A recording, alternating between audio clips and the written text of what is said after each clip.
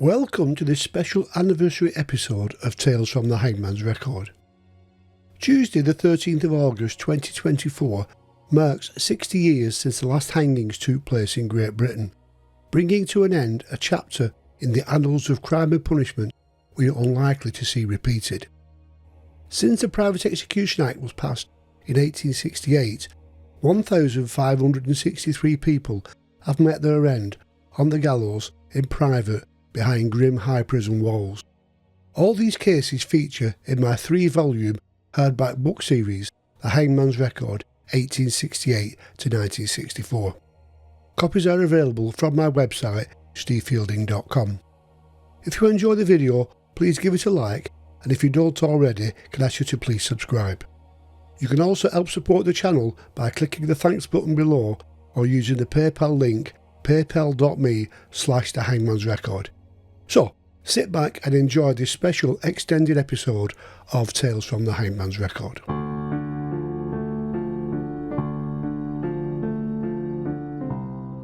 England, 1868, and Queen Victoria is celebrating her 30th year on the throne.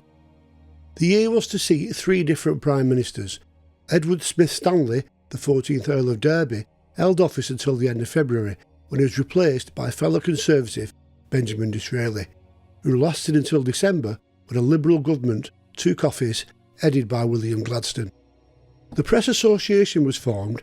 Wilkie Collins's The Moonstone, seen by many as the forerunner of the modern detective novel, and the first Whitaker's Almanac were also both published. Notable people born that year include Arctic explorer Robert Falcon Scott and architect Charles Rennie Mackintosh. Music hall was the main form of entertainment, with some of the most popular songs of the day being George Layburn's Man of the Flying Trapeze and Champagne Charlie, and Harry Clifton's Pretty Polly Perkins of Paddington Green. This year also saw the end of transportation to Australia and the last public executions in Great Britain.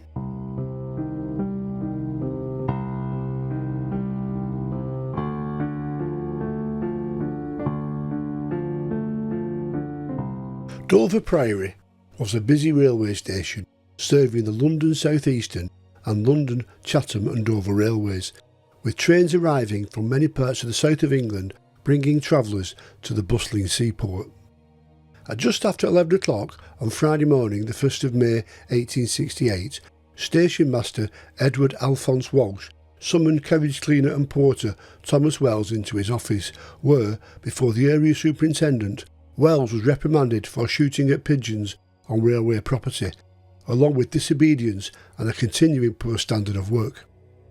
Wells admitted he had been shooting at the birds, but claimed they were pests and he was merely scaring them away. His attitude in reply to the charges was rude and aggressive, and he was offered 2 alternatives: to apologise for his actions with a promise never to repeat them, or to have his employment terminated with immediate effect. He was told to go away and think about it for 10 minutes and ushered out of the office. It was the latest in a long list of cautions 18-year-old Wells had received, and he became convinced that the station master was victimising him. Closing the door behind him, he went straight to his locker, took out the gun and returned to the office as the 2 men were discussing his conduct. Walsh looked up as Wells entered and asked if he had come back to apologise. Wells said he had not, and instead aimed the gun and pulled the trigger, shooting him once in the head. The wound was horrific. The bullet smashed into his face, destroying his nose and sending parts of his skull into the wall as the bullets exited to the back of the head. The station master was already dead when Wells threw down the gun and fled. The police were quickly summoned, and a short time later Wells was found hiding in an empty carriage on the railway and placed under arrest. Wells, who had only turned 18 in March, appeared at the Mason-Dew-Hall Magistrates Court on the following morning and committed for trial on a charge of wilful murder at the next Kent Summer Assizes.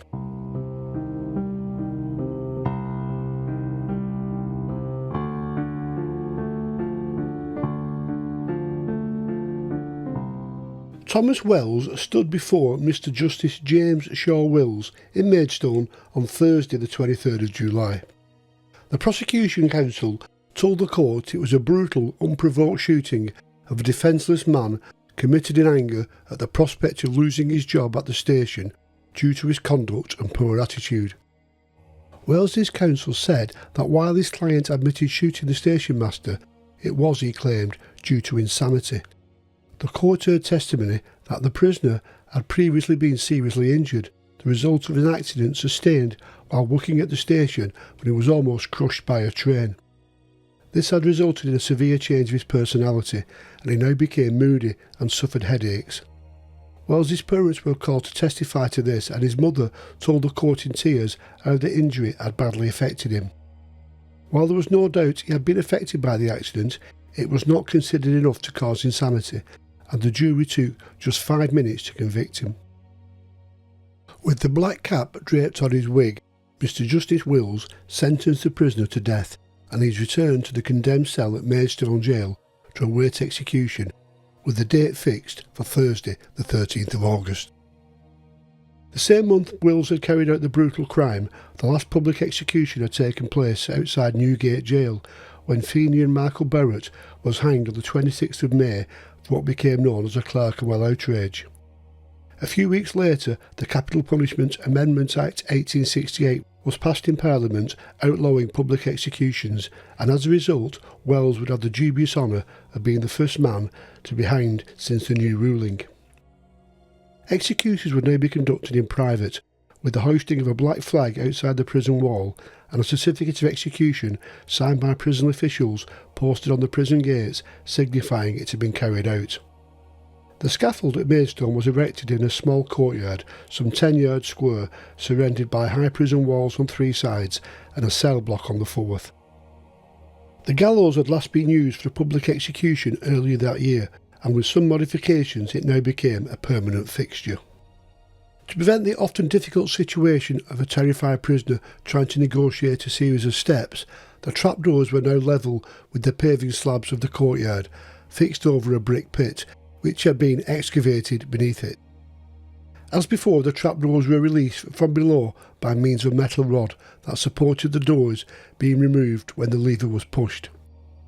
Awaiting execution in the condemned cell, Wells wrote a letter of apology to Mr. Walsh's widow, and according to the prison chaplain, he was calm and seemed to show genuine remorse.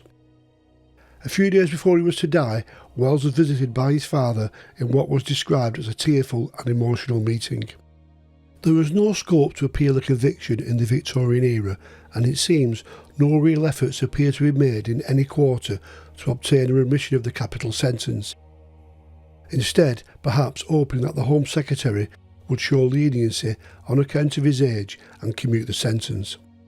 As it was, there was to be no reprieve for the young murderer, and the night before his execution, Wells was moved to a cell a few paces from the gallows. While the execution was to be out of sight from the general public, it was still to be witnessed by a sizable crowd, including the Under-Sheriff of Kent, the Governor and Chaplain of Maidstone Jail, along with several warders, 16 newspaper reporters, and 3 members of the public. As in the most recent execution at Maidstone, long-serving hangman William Calcraft was engaged, assisted by George Smith of Dudley. Wells had been due to get married in August. Instead, at 10:30 on a warm sunny morning, he was escorted to the gallows and supported on the trapdoors by 2 warders. Plainly terrified and his face ashen, he found the courage in his final moments to sing a hymn he had learned in prison. As he reached the end of the verse, Calcraft pushed the lever and drew the bolt, and the drop fell with a dull thud. With the hangman favouring a short drop of just a few feet, Wells died a slow and painful death over the ensuing 2 minutes, visually struggling against the pinion straps as he slowly strangled. There was little interest outside the prison, and at the moment the drop fell, a handful of members of the public were in the vicinity when official notices were posted on the prison gates, a marked contrast to that which had hitherto been seen on the occasion of a public execution. A black flag was unfurled and fluttered in the gentle breeze above the prison a few moments later, signifying Thomas Wells had paid the penalty for his crime, and the formal inquest held that afternoon found that he had been duly executed according to law.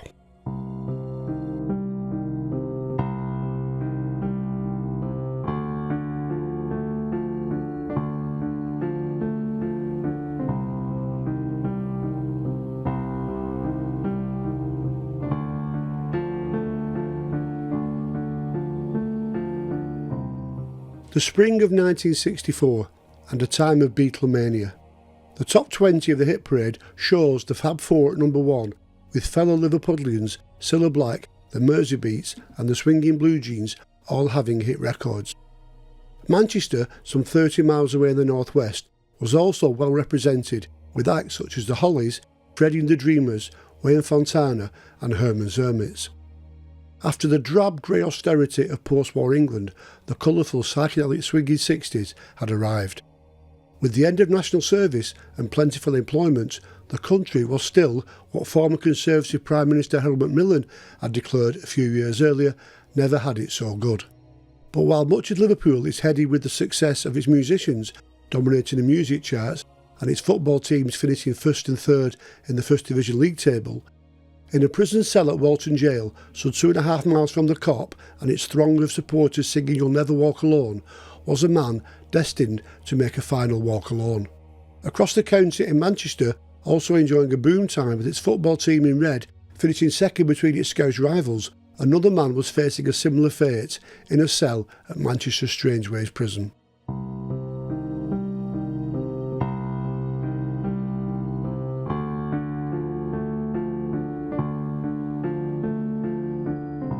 On Tuesday evening, the 21st of January 1964, two men broke into an empty house in Preston, Lancashire, in the northwest of England, and stole the lead flashing from the roof. A few days later, they broke open a cigarette machine and stole the contents. Their petty thefts didn't even make the local newspapers, as most of the country was gripped in the sensational trial of the great train robbers which had opened that week. Not satisfied by their meagre haul, the two stole a car and a van, using them in burglaries across several other premises. A poor attempt to cover the van's registration led to their arrest and to fines of £10 each. In February and March they found employment at a Preston dairy, but they were fired after a few weeks for not turning up to work on time. 21-year-old Peter Anthony Allen and 23-year-old John Robson Walby were now broke, without a job, and facing paying their fines. Although born John Walby, he used a number of aliases, but for clarity will be referred to as Gwynne Evans. The two now had criminal records, little education and a serious black mark against their names. They needed money to pay their fines quickly if they were to avoid going to jail. At the time, Evans was lodging with Allen and his wife Mary at 2 Clarendon Street, Preston. Faced with the very real prospect of being locked up, Evans said he had a solution to their problems. John West, known to his friends as Jack, was a bachelor living alone at 28 Kings Avenue in Seaton, Workington, Cumberland. 53-year-old West, a single man, had been working at the same job for 34 years as a driver at the Lakeland Laundry and had even received a gold watch from the company for his long service. Something of a loner, he was rumoured to be a homosexual, which was still illegal in Britain at the time, but West spent his free time as part of the Dutch team at the local pub and was keen on gardening and cars and owned a grey and cream Austin Westminster saloon. Evans had met West at the Lakeland Laundry when he worked there for a brief spell in 1960. They had kept in touch and it was later suggested that for a time they had had some form of relationship. On the evening of Monday the 6th of April 1964, Allen and Evans stole a Ford Prefect car from outside a pub in Preston. They needed the vehicle to drive to Cumbria, as Evans thought Jack West would help with some money. Mary and her 2 children accompanied Allen and Evans, but stayed in the car asleep for most of the journey. At 1:10 on the following morning, they arrived at 28 Kings Avenue, one of 6 houses in a quiet cul-de-sac bordered by a ploughed field. As Allen and his family remained in the car, Evans approached the front door and was admitted into the house. What happened next was never clearly explained.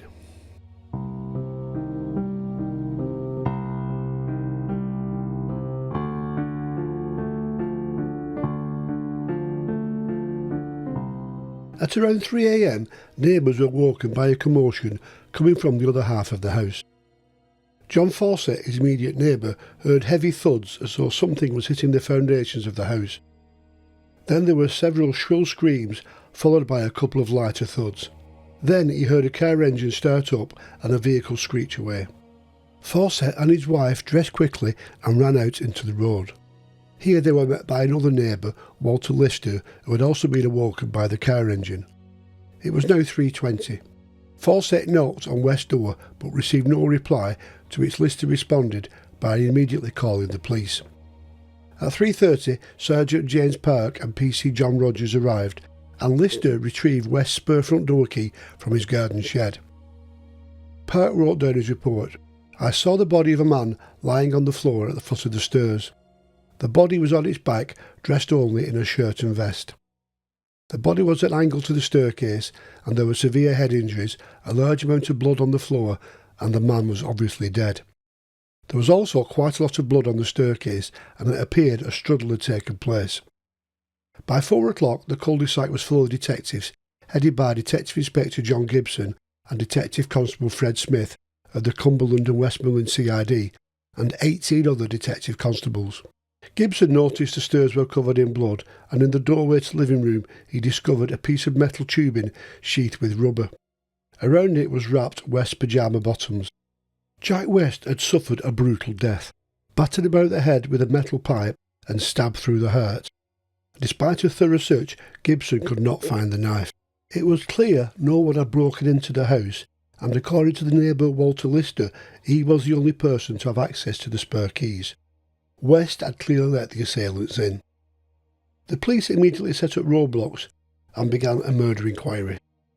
At 6 o'clock, pathologist John Fowles arrived from Carlisle and in the morning carried out his post-mortem. He found there were 13 individual injuries, including serious head wounds. There were grazes to the face and upper body, as well as 6 bruises and various brain contusions. There was also a stab wound to the left side of the chest, which had pierced the left ventricle of the heart. The doctor concluded, in my opinion, death resulted from hemorrhage and shock caused by the stab wound to the heart and multiple head injuries. Police also discovered one other thing. West's bank boots and gold watch were missing, meaning that the thieves could withdraw money from his account. Fingerprints were taken from the house and sets were found on the metal tube and the internal doors, and they did not belong to John West. Having seemingly found a motive for the attack, they now found a massive clue. A coat in the bedroom did not belong to Jack West. Inside was a key and a medallion with the inscription G.O. Evans, July 1961, and also a slip of paper with the name Nora O'Brien and a Liverpool address written on it. Later that day, police visited the house. Nora O'Brien was a 17-year-old girl who worked in a factory. She immediately identified the medallion as belonging to Gwynne Evans, who she knew as Sandy. She had dated him a few times and said he now lived with Peter Allen and his young family at a house on Clarendon Street in Preston. By the evening, the police had found and traced the car that had been seen speeding away, abandoned on a building site in Ormskirk. Evans had asked a neighbour if he could park the car there, and suspicious of his behaviour, the man had contacted the police. The car was covered in fingerprints belonging to both Peter Allen and Gwynne Evans. At 1:15 on Thursday the 9th of April, a mere 36 hours after Jack West had been killed, both Allen and Evans were charged with willful murder. Police arrested Evans while he was with Allen's wife and 2 children at her mother's house in Phillips Park Road, Manchester. When searched, he was found to have a gold watch in his pocket engraved J.A. West. Evans claimed he had bought it earlier that day. Police turned up at Allen's Clarendon Road address looking for Evans, and as he was a known criminal associate, Allen was taken to Preston Police Station and then later on to Workington, where the murder squad was based. Under questioning, Allen claimed he had been home with his wife and Sandy Evans on the night of the murder. Evans persisted his innocence, telling officers he had gone to Workington to borrow money because Jack West had made it clear he would always loan him cash if he was short. He then claimed that Allen had turned his attempts to secure a loan into a robbery, attacking Jack, although Evans admitted to stealing the watch. Evans claimed he threw the knife used to kill Jack West into Lake Windermere. He said, I went into the hall and saw Peter hitting Jack with something that looked like a pipe. He had him up against the wall and there was a lot of blood. Asked to describe his movements on Tuesday, Allen said, we left Preston at about 8 o'clock in the morning and went by train to Liverpool, me, the wife, the 2 children and my mate Sandy Evans who lives with us. We went to look at empty houses because we had notice to quit. We were about £10 or £15 behind with the rent, the wife can tell you that. Alan was interviewed by Detective Chief Superintendent Roberts and his assistant, Detective Constable Watson. You've been brought here because I want to ask you some questions about a man called West who was killed at 28 Kings Avenue during the early hours of Tuesday morning. You don't mean that man that was murdered, Alan responded. Listen, you can get a stack of Bibles in here and I'll stand on them and swear I know nothing about it. Alan said he got back to Preston at about 6:30 and stayed in all night with the wife, the 2 babies and Sandy. We went to bed at about 9:30 to 10 o'clock. Roberts asked, did Sandy knock about with anybody else apart from you and your wife? He didn't knock about with my wife, Alan retorted. Would it surprise you to know that they were together in Manchester when the police traced them? Roberts told him. Yes, it would, very much, Alan replied. Whether you're involved in this business or not, I do not know. Further inquiries will be made. I'm going to question your wife and Evans when they arrive at the station. Alan was now visibly sweating, struck the desk with his fist and buried his head in his arm. He then destroyed the notepapers with his previous statement on and said it was all lies. He then said, I now want to tell you the complete truth.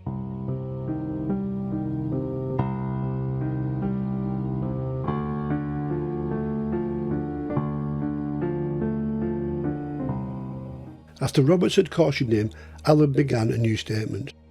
I want to tell you what happened. It started as an innocent robbery. Monday night about 9:30 we went to a garage in Preston and pinched a car. I picked up the wife and babies, but she didn't know what was going on. We came up here and when we got here Sandy went in. We got here about 1:10. This bloke knew Sandy and Sandy said he had money lying around. We parked the car in front of the roadworks. He went in and he came out about 2:50 and I went in. Sandy told him he wanted some fresh air and let me in without the chap knowing. When he came down the stairs he saw me, so I hit him. Sandy had the bar and gave it to me. Sandy put the light out and I was hitting out blindly. I only had my fist until Sandy gave me the bar. I went upstairs to see if there was any loose cash, but there wasn't. There was a bunch of letters and 2 bank boots in his drawer and I just grabbed the lot. The wife and children were asleep in the car. We went straight back down the road towards Cockermouth. I threw my gloves out of the window. When we got to Windermere we ran out of petrol, but Sandy got some. We went to Kendal with the wife and cashed her family allowance, and we went straight to Liverpool to see my mum. On the way back we left the car in a builder's yard near the bus depot. When I got back I scrubbed my jeans and burnt the letters. Sandy took the chap's watch and jacket and left his own coat in the house. I'll tell you this, I'm glad you found me. Sandy said it was an easy touch. Who am I to take a human's life in my hands? All I wanted was £100 for a deposit for the house. Roberts now interviewed Gwynne Evans. We set out to see my father by car at 10:30 on Monday night. I decided to steal a car, take Peter, his wife and children with me. I have known Mr. West for some time, and he said if I ever was in Workington, I required some money to see him. I was going to ask him for a loan of £100. We got there about 2 o'clock. I knocked on the door and he said, I didn't expect to see you tonight. He then asked me to go to bed with him. I don't know whether you know, but he was a homosexual. A knock came on the door and West said, who can that be? I said, I don't know. I went to the door and Peter rushed in and said, I want some bloody money. I said, leave him alone, he hasn't got anything. I don't know anything about a knife. I don't have to use a knife to kill a man. I'm an expert at judo and karate. It was Peter that did all the hitting.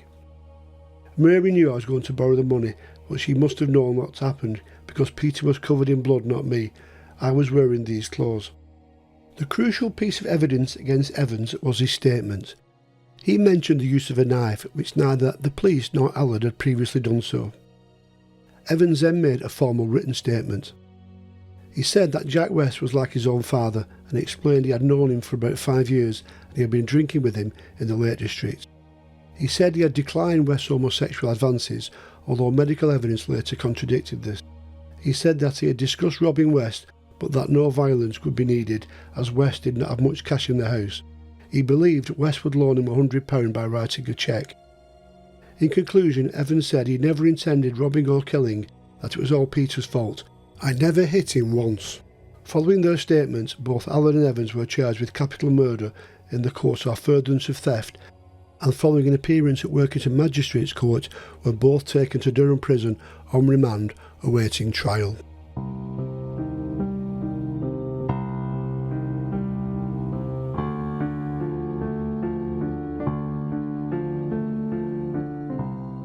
Allen and Evans both pleaded not guilty at the initial hearing at Workington Magistrates, and the original trial had been set for the 28th of May at the Lancaster Assizes, but the defence successfully applied to have it put back.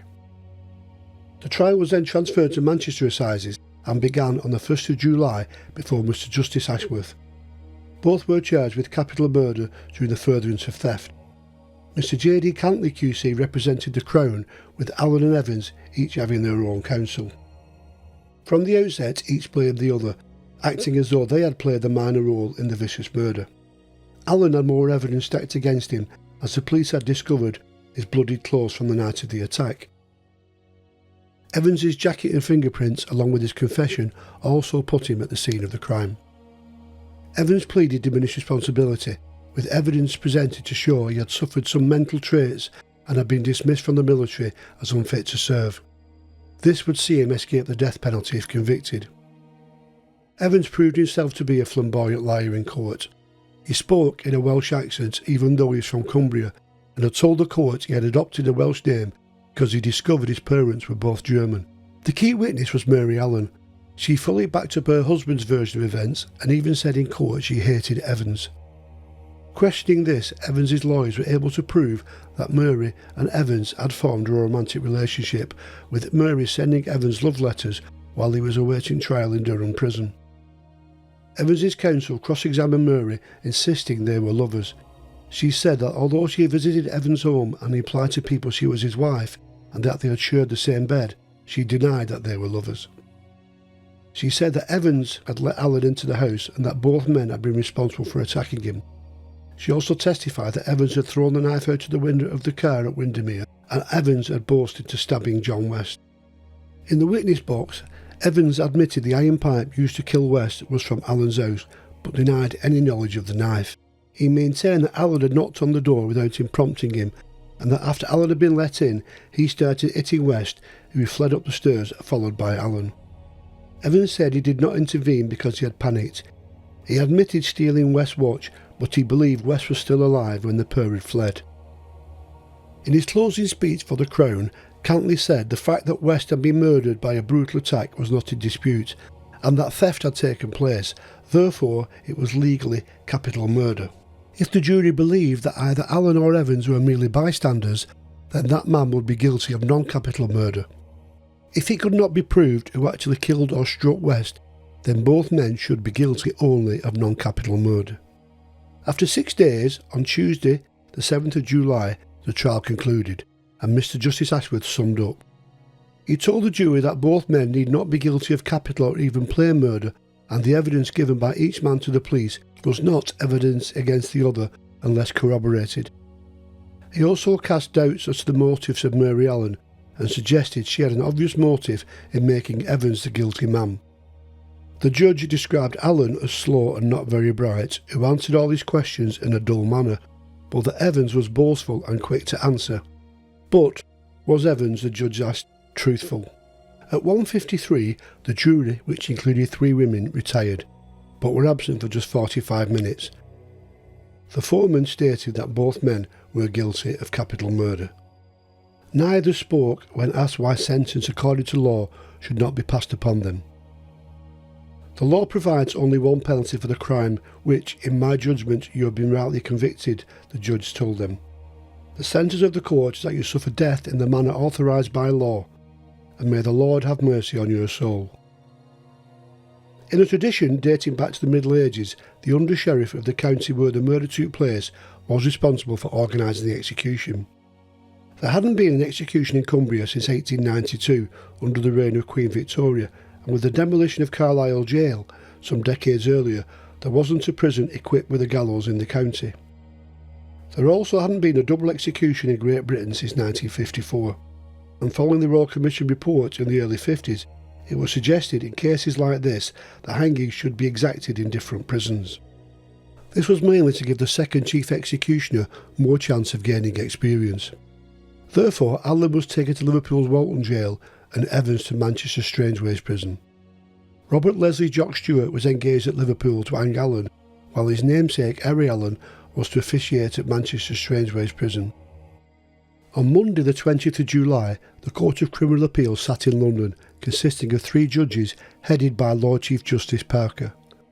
Lord Parker, in dismissing the appeal, said that a more brutal murder it would be difficult to imagine, and the court is unable to find any substance in the criticisms on behalf of the 2 appellants.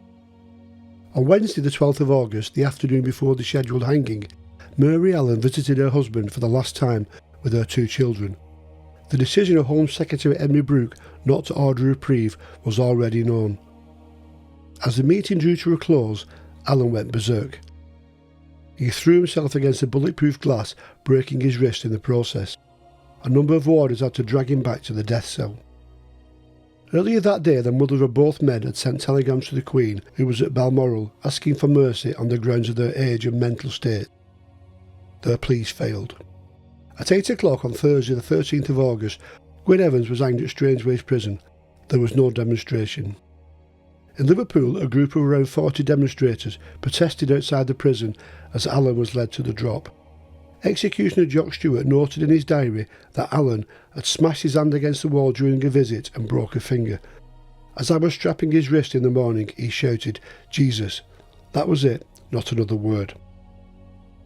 On Friday the 16th of October 1964, after 13 years of continuous Tory government, the Labour Party was elected with a working majority of 5. Declaring that there would never be another hanging under a Labour government, arch-abolitionist MP Sidney Silverman launched his first successful murder bill, the Abolition of the Death Penalty. The bill passed its first reading on Monday the 21st of December, and the new Home Secretary, Frank Soskis, let it be known through the media that all murderers who have been sentenced to death would be reprieved. However, the bill did not become law until November 1965, by which time a further 17 murderers had been sentenced to death. Royal assent was finally given to the Act on Tuesday, the 9th of November. The complete removal of the death penalty from British law was done by the Crime and Disorder Act in July 1998 and the Human Rights Act in November of the same year, to conform with the human rights legislation and the European Convention of Human Rights, whereby no offence would carry a death sentence, which in 1998 was still theoretically available for high treason, piracy with violence and offences at the time of war. On Friday the 10th of October 2003, the British government agreed the 13th Protocol of the Human Convention of Human Rights, which prohibited the death penalty in all circumstances.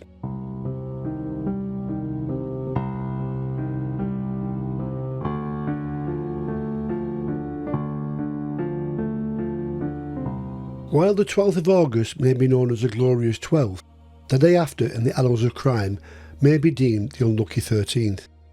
Besides the cases we have mentioned, there have been many more who have paid the ultimate penalty on this date. In 1872, 4 men met their death on the 13th of August. Locksmith Christopher Edwards was hanged by George Smith at Stafford for the murder of his wife at Willenhall, while at Maidstone, William Calcraft, assisted by John Smith, carried out a triple execution. 19-year-old soldier Francis Bradford had stabbed a fellow soldier at their barracks. 42-year-old James Tooth, a Royal Marine, had stabbed to death a young drummer boy at their barracks in Chatham, and completing a trio, 52-year-old Thomas Moore, a former soldier, had strangled his wife following a quarrel at their home in Ashford. Bradford had struggled on the rope for over 10 minutes, while the other 2 died instantly. John Smith was the assumed name of William Marwood, who reverted to his real name when he became a chief hangman following the retirement of both George Smith and William Calcraft. In 1877, Henry Lee, a 23-year-old carpet weaver from Macclesfield, was hanged by William Marwood at Chester Castle for the murder of a young girl who he beat to death before throwing her body into a canal. 1895, Robert Esseltine Hudson was hanged at York, convicted of the murder of his wife and son, who he stabbed to death and then buried their bodies on Yorkshire Moor. In 1901, Ernest Walter Wickham, an unemployed clerk from Brixton, was hanged at Wandsworth for the murder of his girlfriend, and in 1902, George Hibbs was also hanged at Wandsworth for the murder of his landlady, Miriam Jane Tighe. On this date in 1907, poisoner Richard Brinkley was hanged at Wandsworth, and in 1913, alcoholic sailor James Ryder was hanged at Manchester for cutting the throat of his wife, while on the same day in Birmingham, Frank Greening was hanged for the shooting of his wife. In 1924, John Horner was hanged at Strangeways for the murder of a 6-year-old boy by throwing him into a canal at Manchester, and in 1937 Leslie John Stone was hanged at Pentonville for the murder of Ruby Keane in Bedfordshire.